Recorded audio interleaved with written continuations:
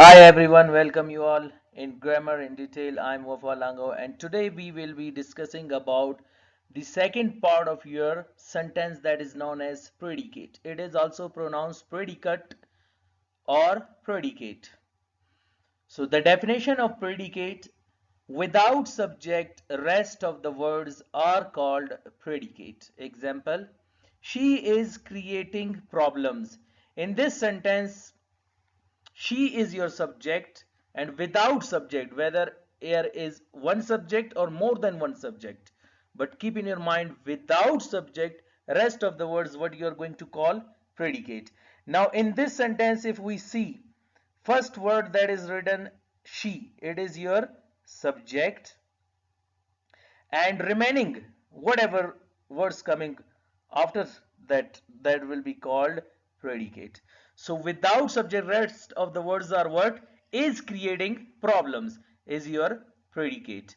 Now in second sentence, we have been consoling them for 2 days. What is your subject? Your subject is we, and without we, rest of the words have not been consoling them for 2 days. Here that is your predicate. Now next example: will they be coming to Pakistan? Most of the students I have seen that they define predicate without after subject, rest of the words are called predicate. No doubt this first one may suit the first example but will not suit the interrogative sentences example. Now note is written, there are some students they define predicate as after subject, rest of the words are called predicate.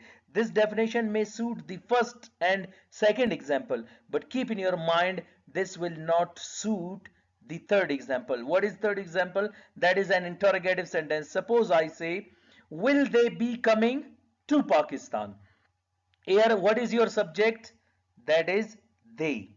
And be coming to Pakistan. Now we say that after subject, rest of the words are called predicate. Now after they, what is coming?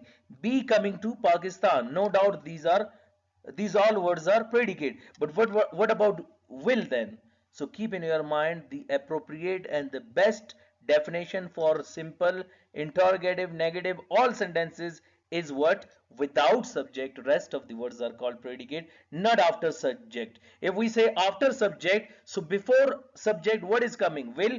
So that is, keep in your mind, also the part of predicate. Now see, I have separated them one by one and discussed them. If we say without subject means before it as well as after it is called predicate. But if I say after subject, they, after this, rest of the words are called predicate. So what about before? So keep in your mind, you are going to say without subject, rest of the words are called predicate, not after subject, rest of the words are called predicate. So this is your second part of sentence, and it has got 6 parts and components which we will be discussing step by step in coming slides.